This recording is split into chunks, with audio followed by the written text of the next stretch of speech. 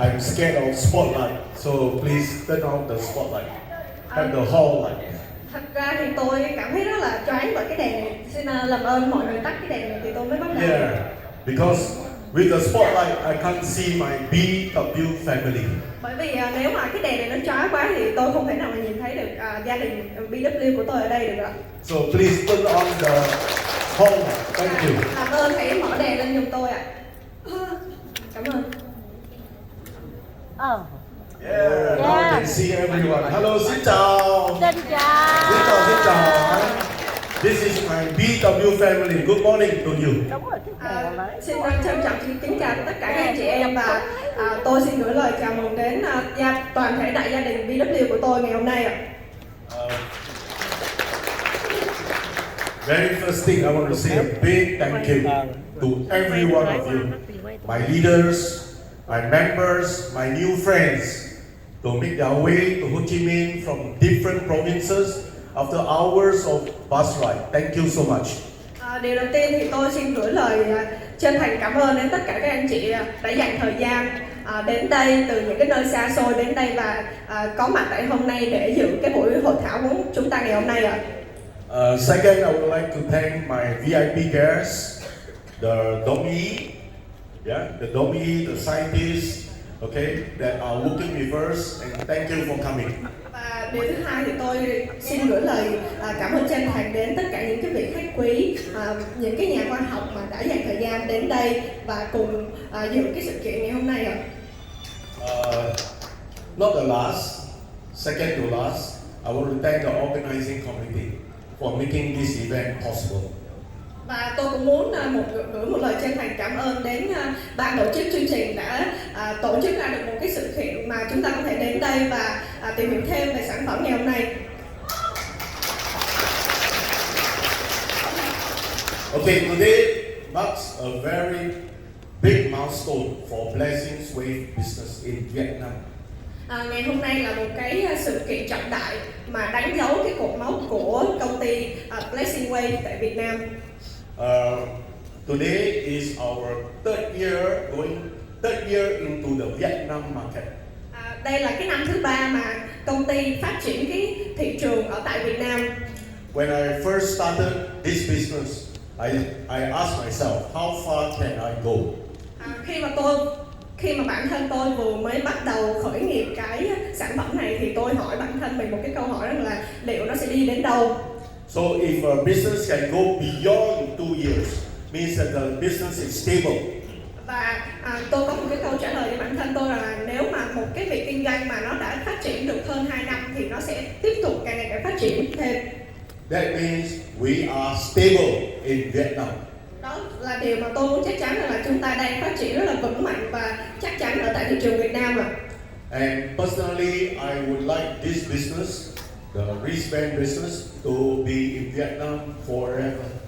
Và cái điều mà tôi mong muốn nhất đó là cái sản phẩm này sẽ được phát triển ở thị trường Việt Nam với lại cái sự trường tồn mãi mãi. And it can be forever because it is bringing good health to everybody who use it. Và tôi tin chắc rằng là sản phẩm này sẽ mang giá trị trường tồn theo thời gian bởi vì nó là một cái sản phẩm mang lại sức khỏe cho người tiêu dùng. Everybody. Và nó mang lại sức khỏe cho tất cả người dân Việt Nam. Good. Thì nó có tốt không ạ? Yeah. Okay, I just want to tell you that when we bring the product into the market, we don't just bring it and start selling to everybody like I just said. Thì cái sản phẩm này nó có một cái sự khác biệt mà tôi muốn nói lên là khi mà tôi mang nó đến thị trường Việt Nam thì thật ra thì tôi không quá chú trọng đến cái vấn đề là sẽ bán nó như thế nào. Our product has been since 2006 till now, 17 years. Và cái công nghệ của sản phẩm này thì đã được phát triển từ năm 2006 và tới nay là đã được 17 năm rồi ạ. And there are thousands of trials being conducted, okay, with various institutions. Thì đã có rất là nhiều hàng ngàn cái kết quả mà người sử dụng người ta đã trải nghiệm qua rồi. And most importantly, if today I want to bring a product that is good for health, I don't just bring and tell you that this is good for this, for this, for this, for that. I will test out myself. Và một cái điều quan trọng mà tôi muốn nhấn mạnh là khi mà tôi muốn quảng cáo cái sản phẩm này đến thị trường thì tôi không chỉ nói suông, nhưng mà chính bản thân tôi cũng đã trải nghiệm và sử dụng nó. So I tested every product on myself and I found them good. That's why I brought it into the market. Và tôi chắc chắn đảm bảo một điều là tôi đã sử dụng tất cả những cái dòng sản phẩm của công ty và tôi đã thấy được cái công dụng của nó và tôi mang nó đến cái thị trường của Việt Nam. I am, okay, I will make you guess. I will be open. I'm now 65 years old. Và tôi cũng muốn thành thật với lại tất cả anh chị ở đây là tôi năm nay đã 64 tuổi rồi. But my actual body condition is only 48. Nhưng mà cái tuổi cơ thể của tôi thì tầm khoảng 48 thôi ạ. 48. Tầm khoảng 48 tuổi rồi. That's how healthy I am. Tôi có thể đảm bảo rằng là tôi là một cái người có một cái cơ thể rất là khỏe mạnh. My migraine gone. My motion sickness gone. Tôi cũng ngày xưa thì tôi có bị cái chứng đau nửa đầu và bị chóng mặt say xe, nhưng mà hiện tại thì nó đã không còn nữa. My gout is gone. Tôi từng bị bệnh gút nhưng mà bây giờ nó cũng đã không còn nữa. And I'm now walking about 10 kilometers every day. Và mỗi ngày thì tôi có thể đi bộ tầm 10 cây số. Another good thing, my eyesight improved by 30%. Và một cái điều nữa mà tôi muốn nói đó là cái tôi bị cận và cái độ mắt của tôi thì nó đã được cải thiện 30%. My weight from 81, 82 now is 71, 72. Và cân nặng của tôi lúc trước thì tầm 82 cân, nhưng mà bây giờ thì tôi đã giảm xuống chỉ còn 72 cân thôi. So, is it good? Thì mọi người có thấy Is it good? Is it good? Yeah. See, so I have very confident to bring this product to introduce to every one of you. Và tôi có một cái niềm tin chắc chắn rằng là cái sản phẩm này nó rất là tốt cho cái sức khỏe của người tiêu dùng. Vì thế là tôi muốn mang cái sản phẩm này phát triển ở tại thị trường Việt Nam. And over the last 2 years, Và trải qua 2 năm, hundreds and thousands of people in Vietnam has improved their health. hàng ngàn cái kết quả mà người bệnh ở Việt Nam đã sử dụng và họ đã thật sự được chữa lành sức khỏe của họ. I'm so happy. Và tôi cảm thấy rất là hạnh phúc vì điều đó. But all this cannot happen if we do not have one very important guest that has traveled thousands of miles, make his way together with his daughter, okay, to visit us in Ho Chi Minh City. Và có một cái điều quan trọng hơn nữa mà tôi muốn nhấn mạnh ngày hôm nay, đó là chúng ta có một cái vị khách mà đã gọi là cất công hàng ngàn cây số từ bên Mỹ qua đây để dự cái hội thảo của chúng ta ngày hôm nay. So I'm very grateful.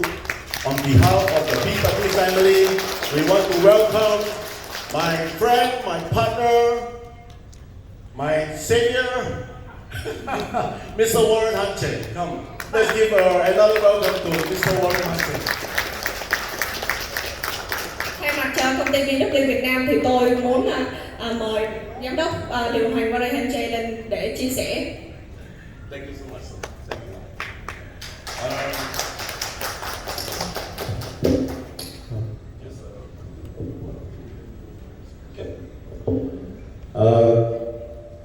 Mr. Warren Hutchin is 77 years old.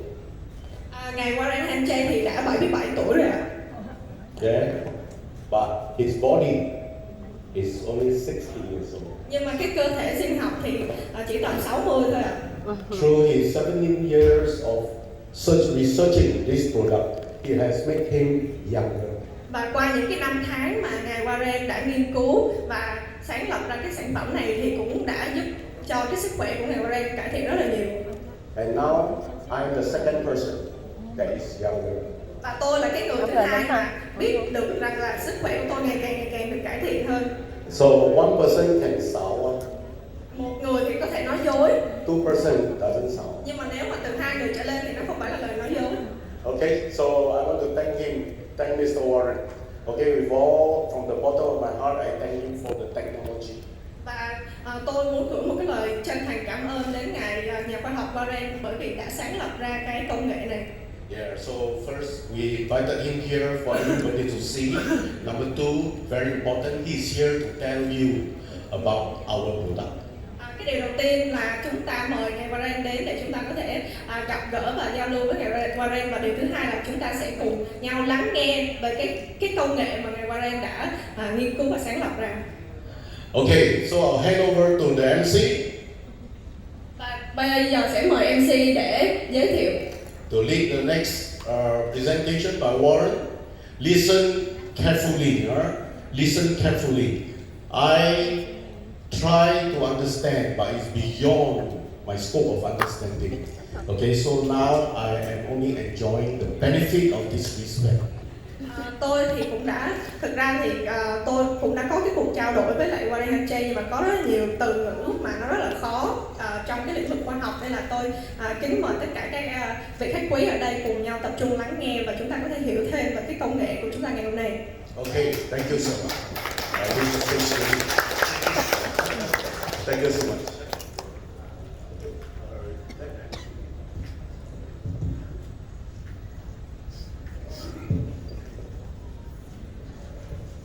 Dạ, và xin mời quý vị dành thêm một tràng tay lớn nữa dành tặng cho ông Chiêu được không ạ?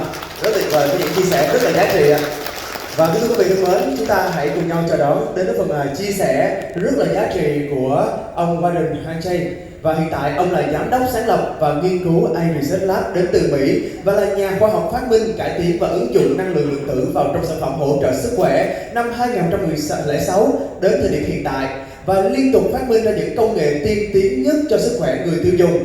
Và ông cũng là nhà khoa học đầu tiên ứng dụng thực tiễn sản phẩm vòng năng lượng vô hướng đến thị trường châu Á, từ Singapore đến Việt Nam và nhiều thị trường khác nữa. Và quý vị có sẵn sàng lắng nghe những chia sẻ rất giá trị đến từ ông không ạ?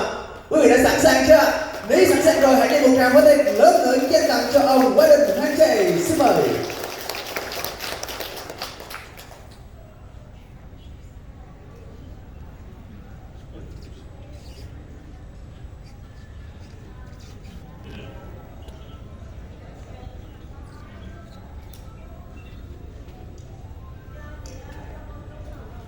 Dạ, và để chương trình được diễn ra tốt đẹp nhất, xin được mời quý vị là chúng ta chuyển điện thoại của mình sang chế độ rung hoặc yên lặng để tránh gây ảnh hưởng.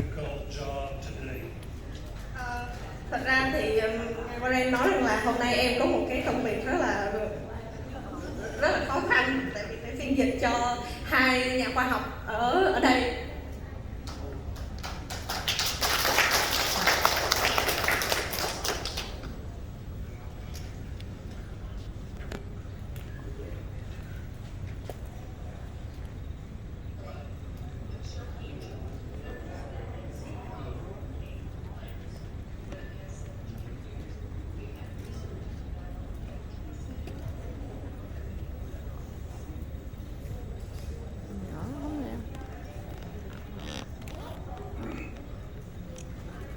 Và quý vị thân mến, ngày hôm nay rất tuyệt vời khi mà chúng ta mời được ngài Warren Hanchay đến đây, và từ tận đất nước xa xôi đất Mỹ, nửa vòng trái đất, nhưng mà ngài vẫn dành thời gian quý báu của mình đến đây để cùng tham dự chương trình cũng như là chia sẻ với tất cả quý vị những sản phẩm, những giá trị và tinh hoa nhất về sản phẩm vòng năng lượng lượng tử sống vô hướng ạ.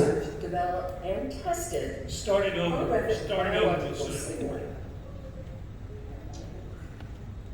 Hello, I'm Michelle Hanchay. I'm president and CEO of 8 Labs, where the past 17 years we have researched, developed, and tested holographic biological signaling, which has resulted in the recognition as #1 in the world. I'd like for you to sit back for a moment and just imagine you've opened up your medicine cabinet, but no longer are there drugs and chemicals of which we know there are adverse side effects. But you now have the most advanced method to enhance your health.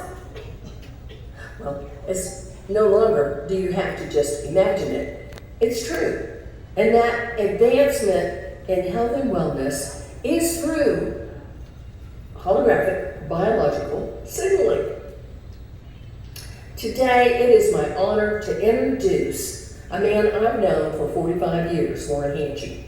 He is the genius behind the holographic biological signaling, and he is relentless in making improvements almost on a day-to-day basis. He is also recognized as their foremost authority in holographic biological signaling. But more importantly, Warren is adored by his children, Meredith and Troy, and his two granddaughters, Aubrey and Maddie, and of course, his great-granddaughter, 6-year-old Haven. It has been an honor to have been married to Warren for almost 45 years, and for the two of us to have worked together since 2006. Let me introduce you to the Chief Science Officer of 8 Labs, Warren Hanchey.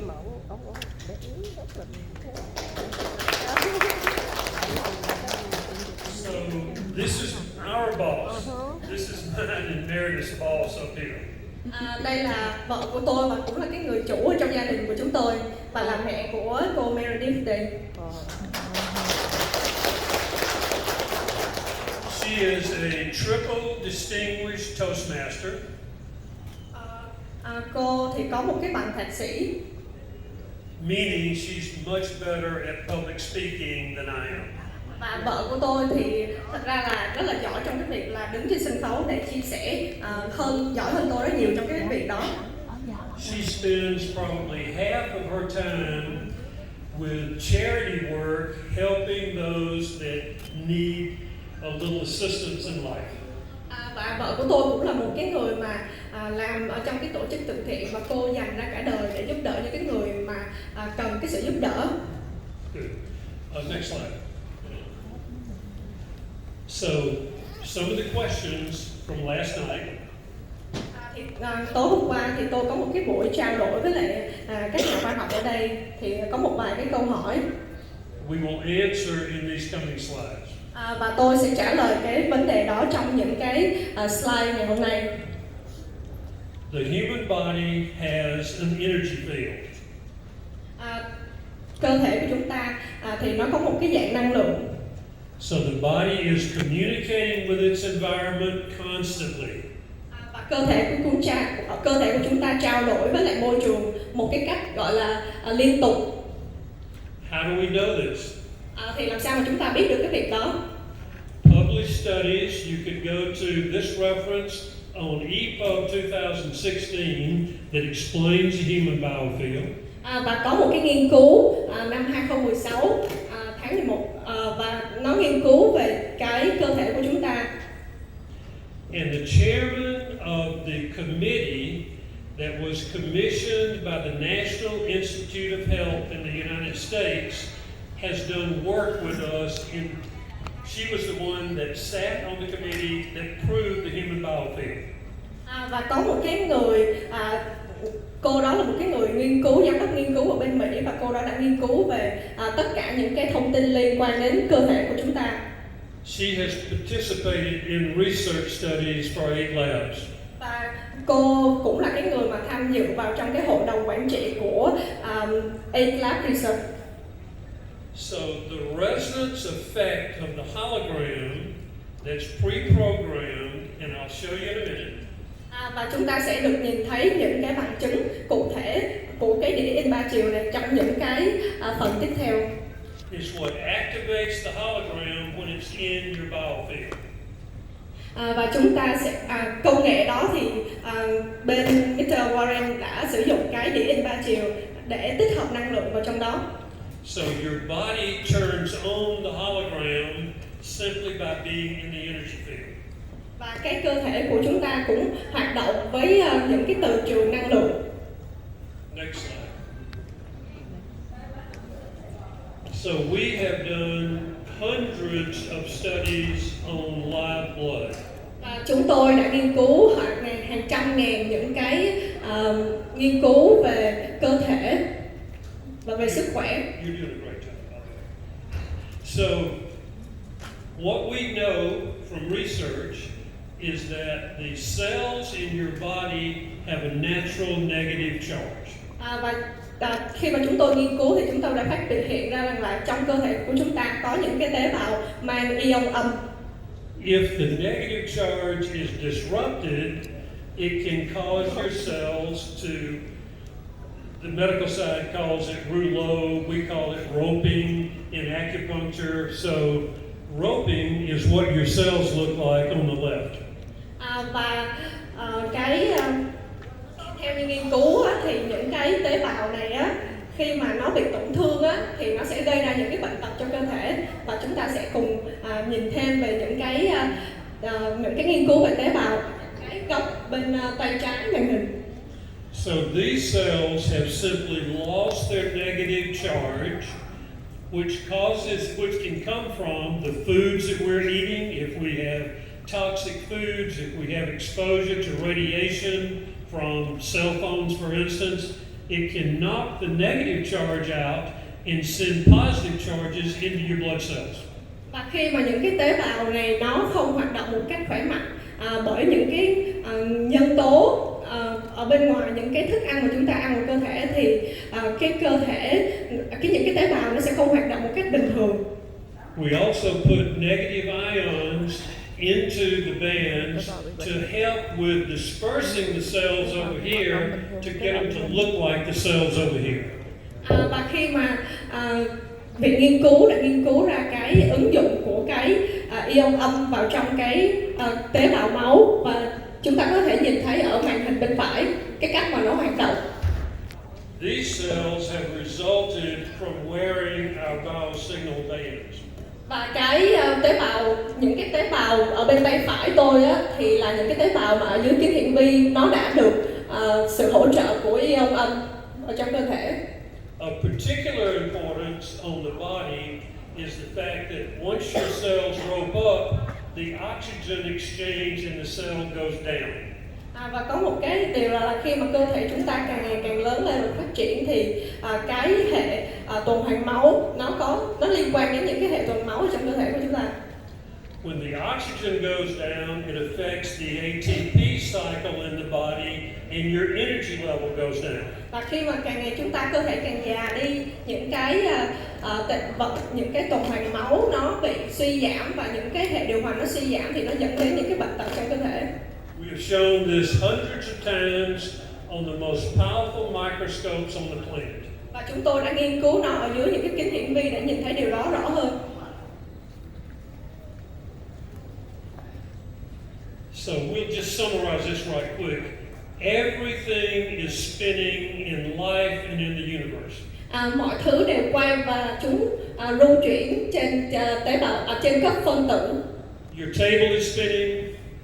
Những cái hoạt động của ngay cả những cái bàn ở đây thì chúng ta không thể nhìn thấy, nhưng mà dưới kính hiển vi thì nó có những cái hạt nó dao động.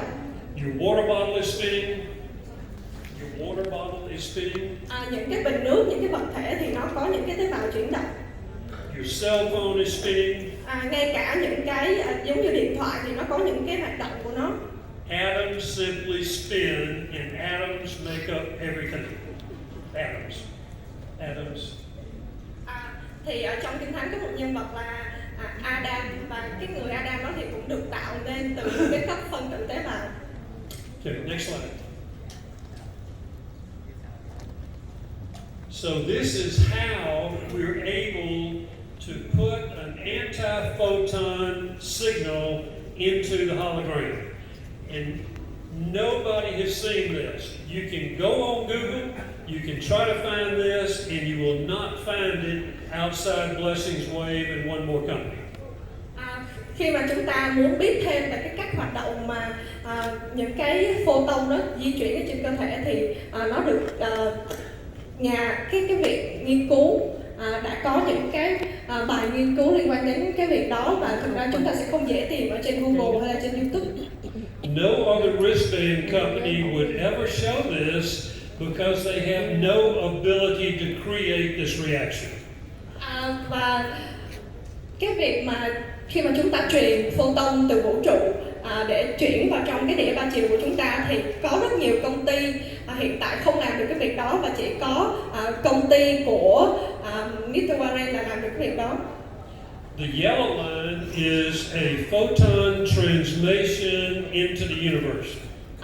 Khi mà chúng ta nhìn lên trên cái màn hình này thì có những cái dạng sóng màu vàng, và chúng ta hiểu nó là đại diện cho photon. Khi mà chúng ta truyền, nhà khoa học người ta chuyển nó vào trong cái vũ trụ. So that photon is going time forward into the universe. Và khi mà nhà khoa học người ta đã có một cái công cụ để người ta truyền cái dạng photon này gửi lên vũ trụ.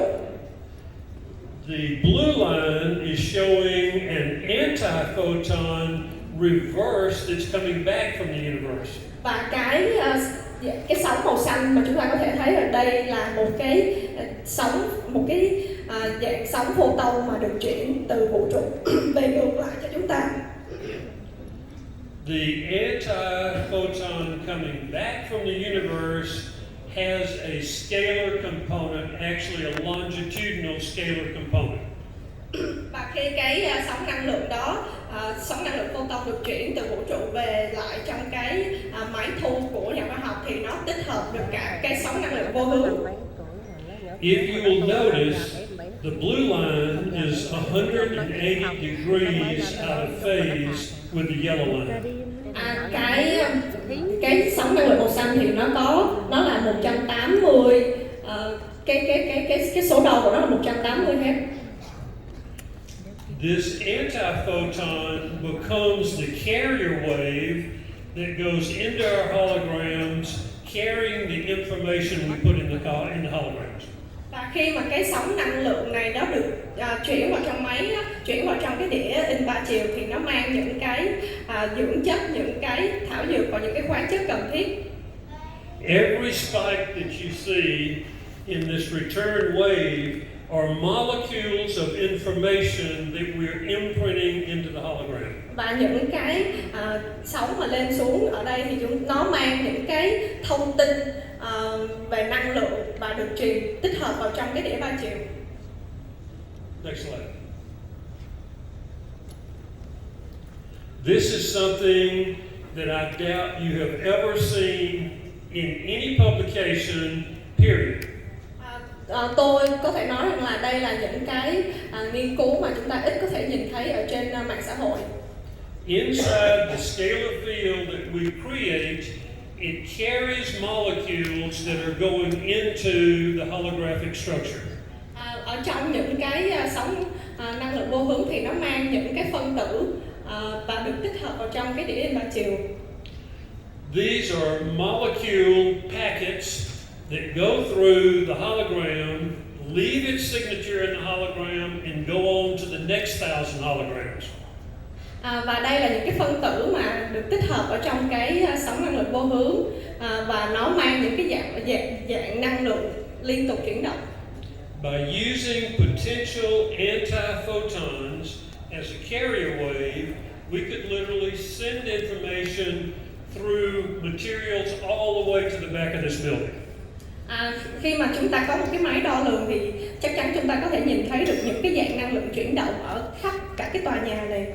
We're programming over 200,000 holograms a month right now. Và công ty thì đang sản xuất ra hơn 200.000 cái sản phẩm để in ba chiều. As part of our process, and we talked about this last night, we use geometric patterns. Ở trong những cái mẫu hình học ở trong tự nhiên thì A-Lab đã tạo ra cái hiệu ứng và năng lượng trên cơ thể dựa trên cái đĩa in ba chiều.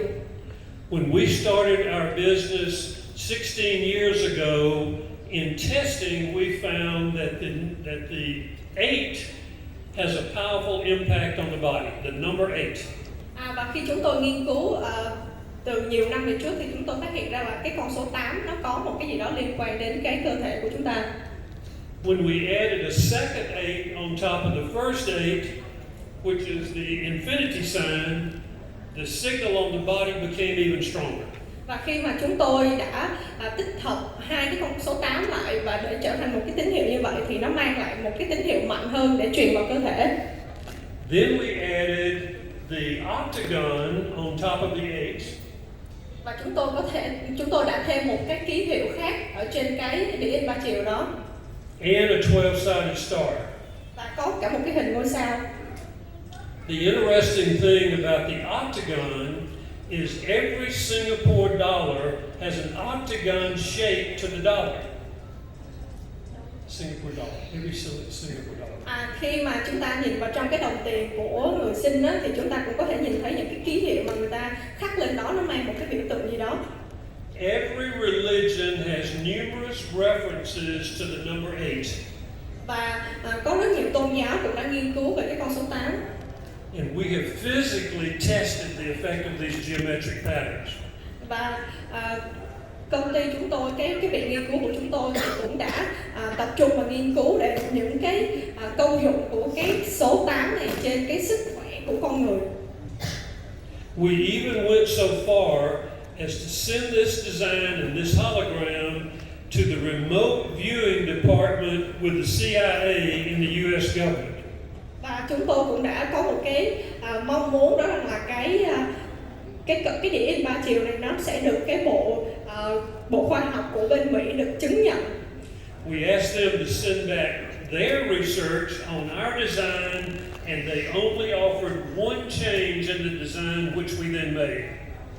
Và khi mà chúng tôi gửi những cái nghiên cứu đến cái phòng, cái viện nghiên cứu ở Hoa Kỳ thì họ đã gửi lại một cái nói chung là một cái phản hồi. Remote viewing means that this team of people can sit at Langley in Washington, D.C.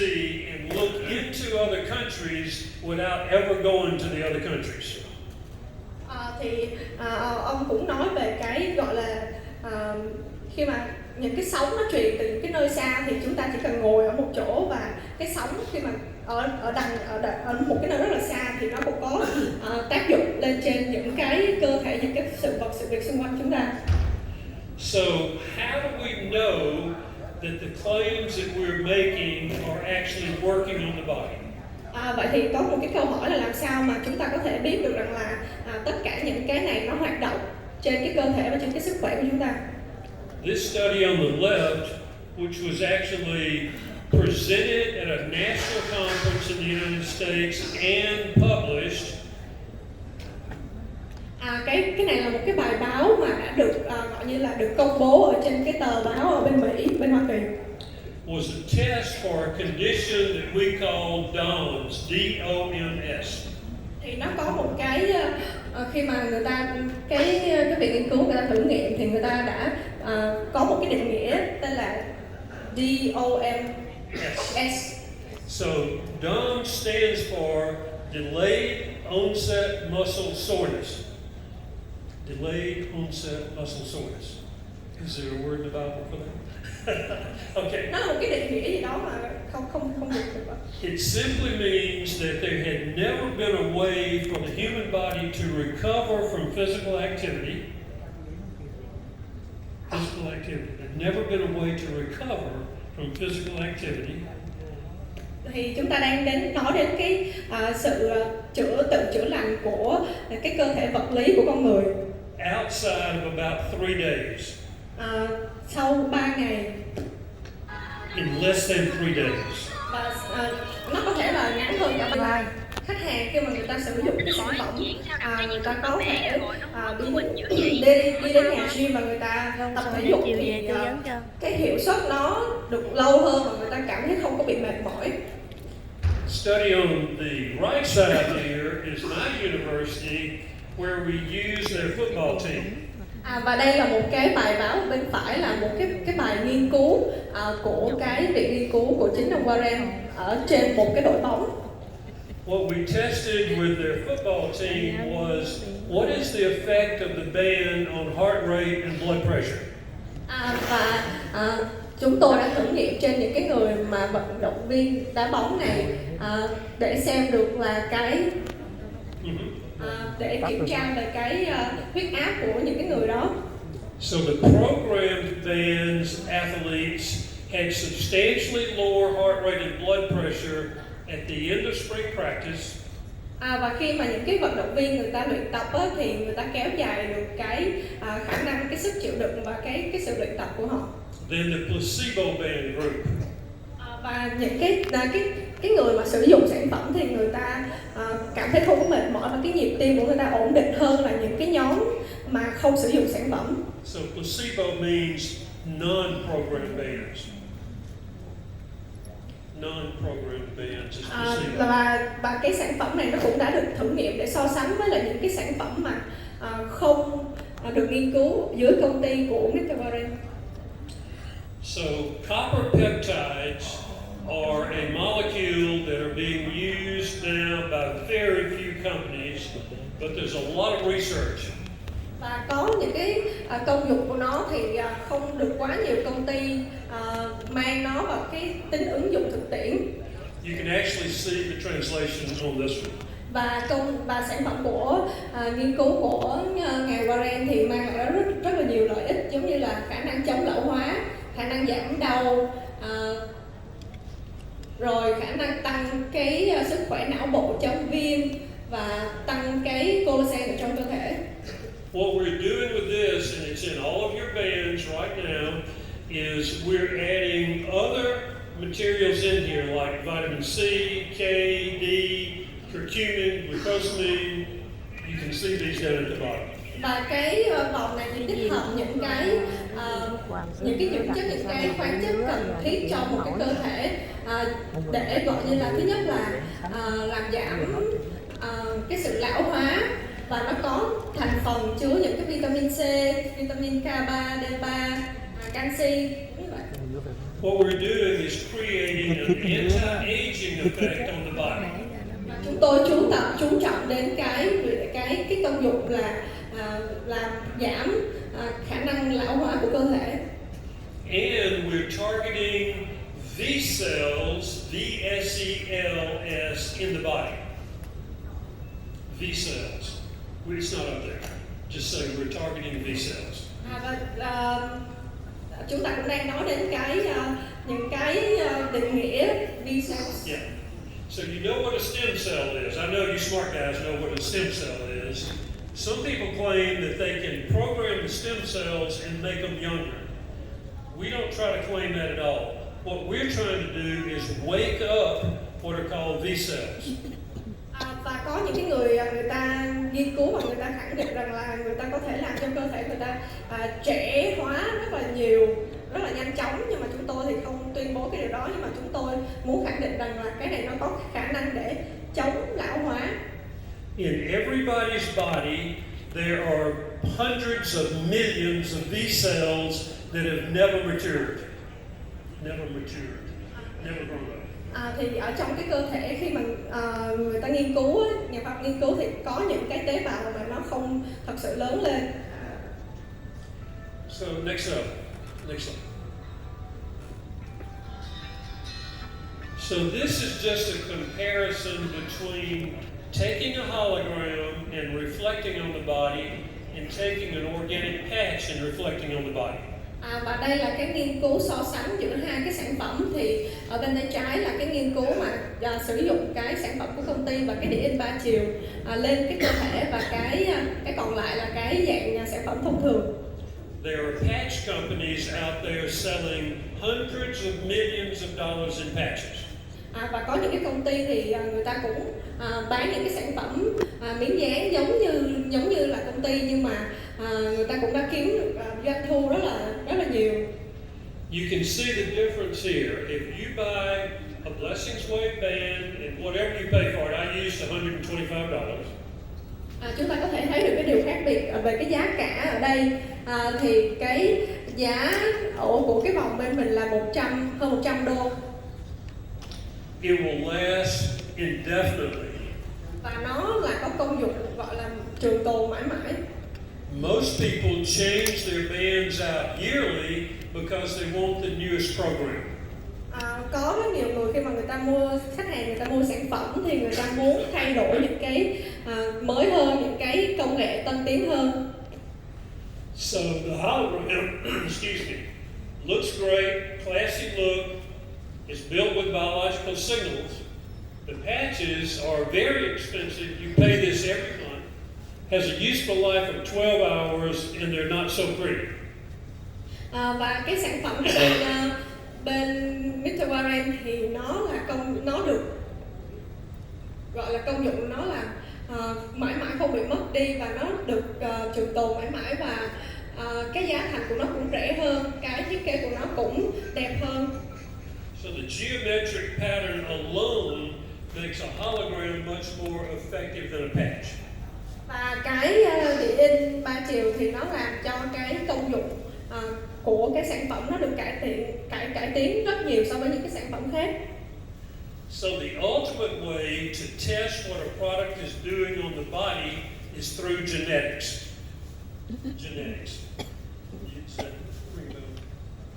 Genetics. What's the word for genetics? Genes, your genetics. Okay. So the ultimate way to test the effect on the body is through genetics.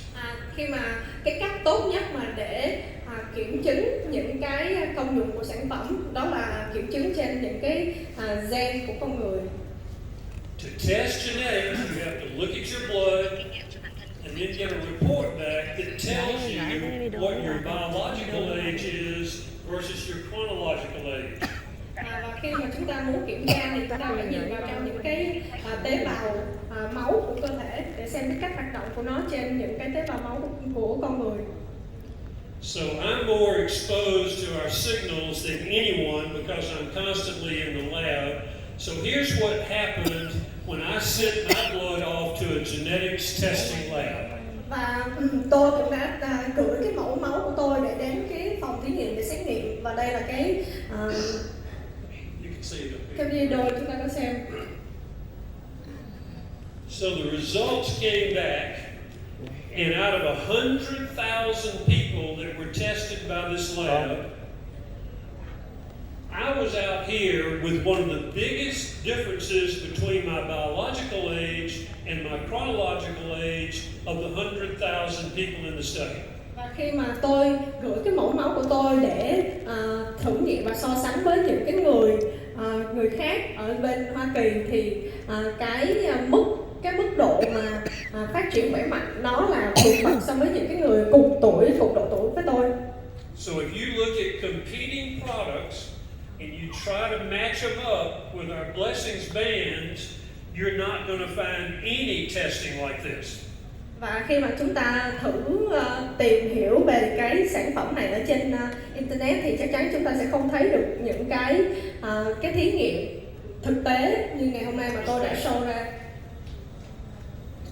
Alright, here's something that is relatively new over the last couple of years. A lot of research into semaglutide.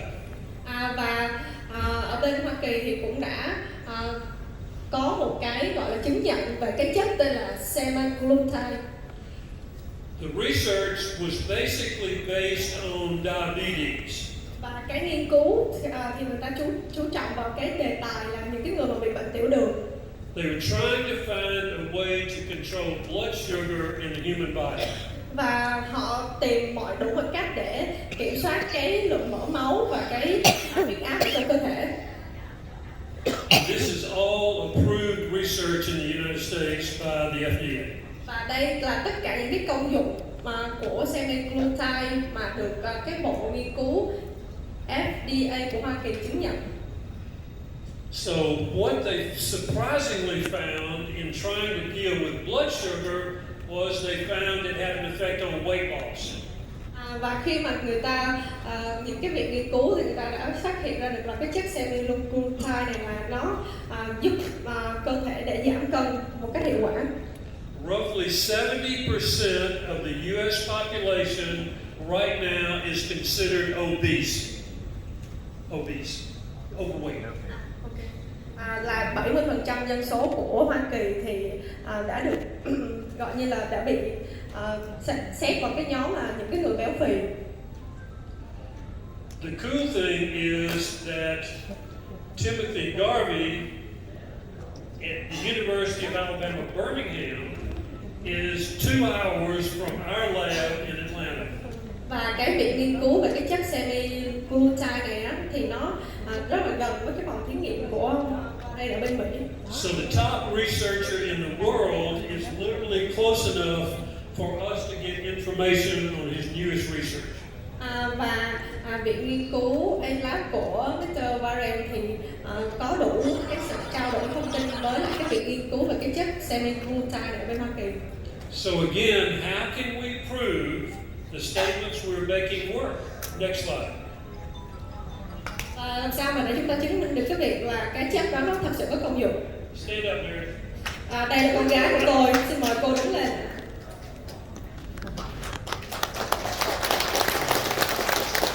Walking, talking, living proof that we can signal semaglutide into the body and create weight loss. Meredith has lost over 50 pounds. Và đây là cái bằng chứng sống mà chúng ta có thể thấy được rằng là cô đã sử dụng sản phẩm mà có tích hợp cái chất semaglutide để hỗ trợ giảm cân và cô đã giảm được 50 pounds is what, how many kilos? 35 kilos. 35. 35 cân. 25 cân. Now, let me qualify that to say that Meredith goes to the gym every day. She's very careful about what she eats. She's got a great attitude and a lot of knowledge on nutrition. Cô Meredith ở đây thì cũng rất là cẩn thận với cái chế độ sinh hoạt mỗi ngày của mình, đi đến nhà gym và ăn uống một cái cách lành mạnh. She is so conscious of physical activity that she has a tracker on my phone. Cô cũng có cái gọi như là cái app ở trên điện thoại để theo dõi cái cân nặng của mình. If she sees me drive by the gym and not stop, she sends me a text message and says turn around and go back to the gym. Và cô cũng kiểm soát cái việc là đi tập thể dục mỗi ngày của cả cô và cả cha của cô, thì mỗi ngày cô đều nhắc nhở rằng là họ phải đi đến nhà gym mỗi ngày để tập thể dục. So I don't go to the gym every day, but with her pushing me, I at least get there 3 times a week. Và với cái sự thúc đẩy của con gái tôi thì mỗi tuần tôi cũng đã đi đến nhà gym để tập thể dục 3 lần một tuần. Here's another huge problem with everybody on the planet, and it's called EMF radiation from cell phones. Và có một cái vấn đề rất là đáng để chú tâm và lưu ý, đó là cái vấn đề là tất cả mọi người đang sử dụng điện thoại và nó mang lại những cái sóng không có ích cho cơ thể của con người.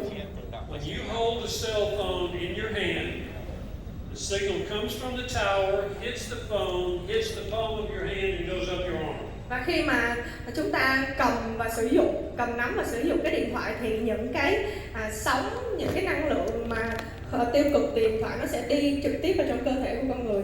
The radiation up your arm ropes up your red blood cells, lowering the oxygen that then lowers the ATP, so you have less health when you're holding a cell phone in your hand. Và khi mà chúng ta sử dụng điện thoại quá thường xuyên thì có những cái gọi như là năng lượng xấu nó ảnh hưởng đến cơ thể và nó làm cho cái hoạt động của những cái cấp tế bào nó bị trì trệ và dẫn đến những nguyên nhân xấu cho sức khỏe của chúng ta. Or for that matter, if you have your cell phone in your pocket, it's also affecting you. Và ngay cả khi mà chúng ta đặt điện thoại vào trong túi quần, túi áo thì nó cũng ảnh hưởng xấu đến những cái vấn đề sức khỏe. You cannot block EMF radiation. Và không có ai có thể gọi là tìm cách để ngăn chặn những cái sóng năng lượng xấu đó để ảnh hưởng đến sức khỏe, ảnh hưởng xấu đến sức khỏe.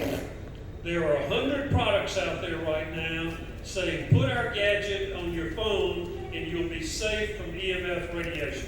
Và có rất nhiều cái lời khuyên, những cái lời quảng bá nói rằng là hãy đừng sử dụng điện thoại thường xuyên để bảo vệ sức khỏe của tất cả chúng ta. That is total nonsense. You can't block it. But since we started, we had the first filter for cell phones back in about 2007. Và năm 2007 thì viện nghiên cứu đã nghiên cứu thành công cái sản phẩm mà giảm thiểu ngăn chặn được những cái sóng điện thoại ảnh hưởng tiêu cực lên cơ thể của con người. We proved that even though you can't block the EMF radiation, you can filter the effect on your body. Filter the effect on your body, strain the effect on your body. Reduce the effect on your body. Và cái nghiên cứu thì đã nghiên cứu thành công để gọi như là giảm thiểu những cái ảnh hưởng tiêu cực lên sức khỏe của cơ thể con người. So every cell phone needs a protect filter on their cell phone for the good of their health. Và tất cả những cái người mà sử dụng điện thoại và những cái người mà có điện thoại thì nên có một cái công cụ để bảo vệ sức khỏe của bản thân mình. We're likely the biggest seller in the world of protect filters because everybody else is selling blocking, and we know blocking doesn't work, so we sell the filtering side. Và chúng tôi, cái sản phẩm của công ty chúng tôi là một cái sản phẩm mà nó có cái thị trường lớn nhất trên thế giới về cái sản phẩm là bảo vệ sức khỏe của người tiêu dùng chống những cái sóng năng lượng tiêu cực. There you go. I appreciate you guys coming out today. It's been a delight meeting all of you. I'm sure we've got some questions here in a little bit, but we've got some answers also. So thank you for coming out. Cảm ơn rất nhiều vì đã lắng nghe và xin chân thành cảm ơn vì mọi người đã đến đây ngày hôm nay. Dạ, xin cảm ơn phần chia sẻ rất tuyệt vời và giá trị đến từ ông Warren Hanchen. Và mời ông sẽ nán lại sân khấu. Và kính thưa quý vị thân mến, ngay giờ đây để gửi lời cảm ơn chân thành và sâu sắc đến với ông, cũng như là cảm ơn ông đã dành thời gian quý báu của mình sắp xếp đến đây để cùng chia sẻ, cũng như là những sản phẩm mà ông đã nghiên cứu rất tuyệt vời. Xin được mời con gái của ông luôn ạ. Xin được mời bà Meredith Hanchen cũng sẽ lên sân khấu cùng với người cha thân yêu của mình. Dạ, một tràng thật lớn để cùng chào đón thưa quý vị. Và ngày đó xin được mời ông Adam Chiêu cũng sẽ lên sân khấu. Để gửi lời cảm ơn chân thành nhất, xin được mời bà Phạm Thị Lụa sẽ lên sân khấu trao hoa. Xin được trân trọng mời bà Phạm Thị Lụa, chủ tịch hội đồng quản trị kiêm tổng giám đốc công ty cổ phần dịch vụ thương mại xuất nhập khẩu Lexingway Việt Nam. Dạ.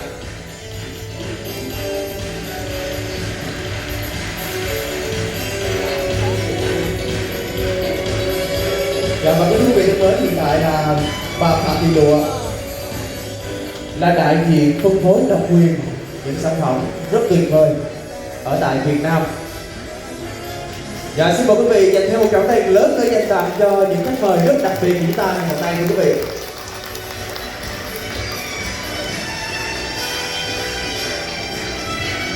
Dạ, xin được cảm ơn rất nhiều những chia sẻ vô cùng quý báu, rất giá trị.